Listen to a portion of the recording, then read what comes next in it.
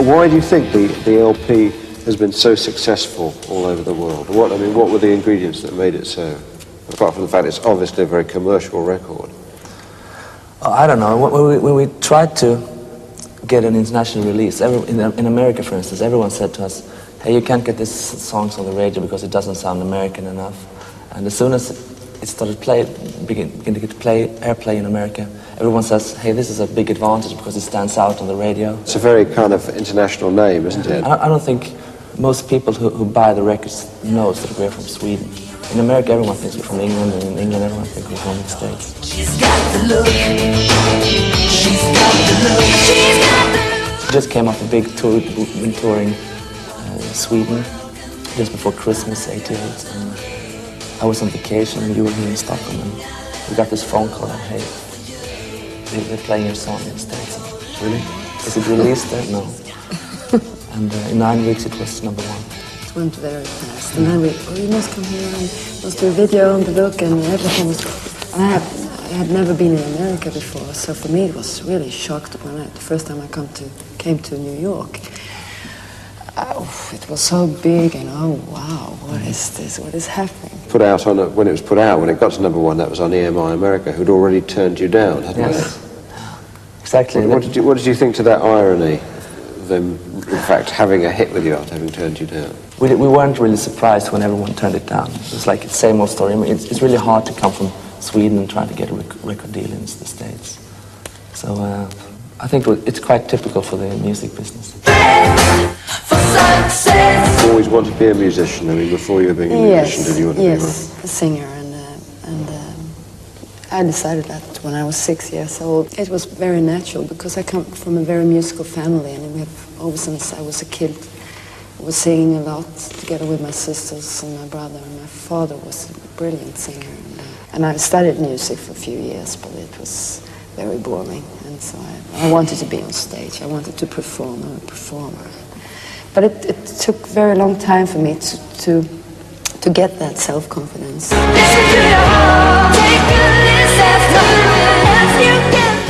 What about you, Per? I mean, how did you get involved in music in the first place? At a very early age, 6, 7 years old, I really became a pop freak, you know. Everything. I started collecting records and what did your father do? He was a plumber. We don't really have a musical tradition in our family at all. We had a piano, but we sold it. I never really wanted to be a musician or be involved with the music business. I really didn't know anything about that at all. I just wanted to... I loved records and collecting records. But you were a big Bowie fan, weren't you? Yeah. It's strange because the school I was in, nobody really liked Bowie at all, except me. So I had all this stupid platform shoes. A lot of people have those. When I was in school, when I was like 16, I got involved with a couple of friends who were playing in a band. And I visited their rehearsal studio and was there for a couple of hours. It was just like a different world. What were you playing? I wasn't playing anything, were playing? No. I was just a friend, you know. Then I made up my mind, hey, I want to play an instrument. One of my friends from school, we started this band together. And 3 years after that, we got a record deal with EMI. 6 weeks after that, we had a #1 record. Great. It's really fast. Hold on tight, you know she's a little bit dangerous. Well, listen, when you first met a long time ago, didn't you? Yeah. Can you remember what you thought of each other when you first met each other? One of his first concerts with his own band, Gyllene Taylor. And I remember, I thought, well, he has something. But I think that he was a little bit too childish and too... He was very... You didn't like my hat? Now on the stage, he was really... diva, very, you know. And I think that... Oh, no. So, Per, what were your first impressions of Marie? She was always the loudest one in her band. She was having long, dark hair, very thin, big mouth. In 81, I think, was the first time we worked together in a recording studio. And I remember we were sitting in the nights and dreamed about maybe someday we can do something in English and have a success in the world, you know.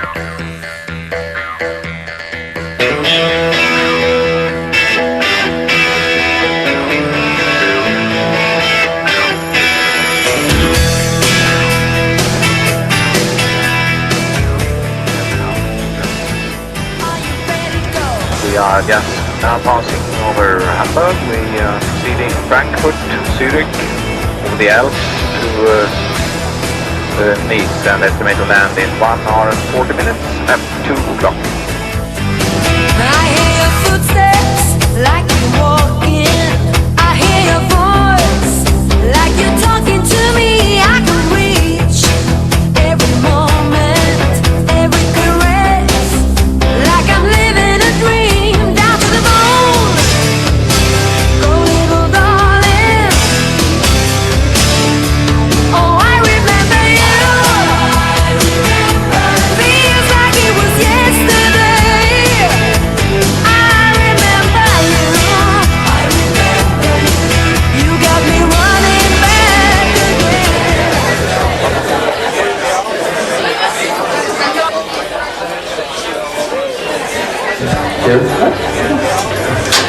Excuse me, can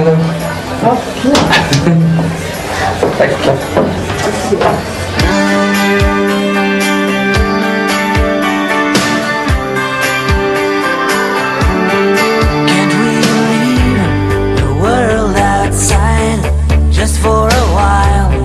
Just for a while. Spend some time, you and I, under this bright, glorious sky.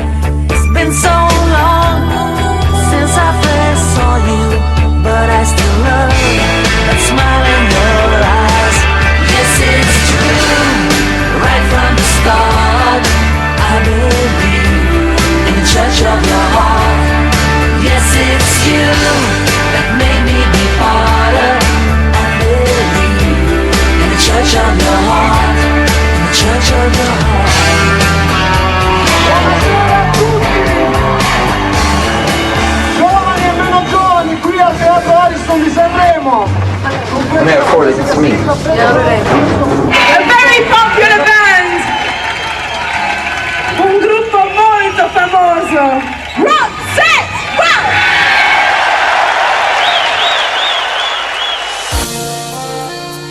You know, you go around the world, you go to all these cities you've always wanted to go to. Yes, at the end of the day, you don't even want to go out to the hotel because all you want to do really is go home. Do you feel that? Yes.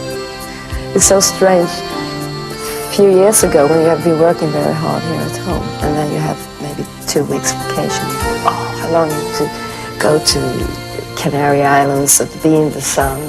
But now, when we have a week off, really just want to be at home. It's very exhausting in a way, but on the other hand, it's a dream come true. The problem is that the dream isn't really what you dreamed about before. Maybe in Milano or somewhere in the world. Bye-bye, very good. Ciao ragazzi. Scusa, Stefano, con tutto magazine.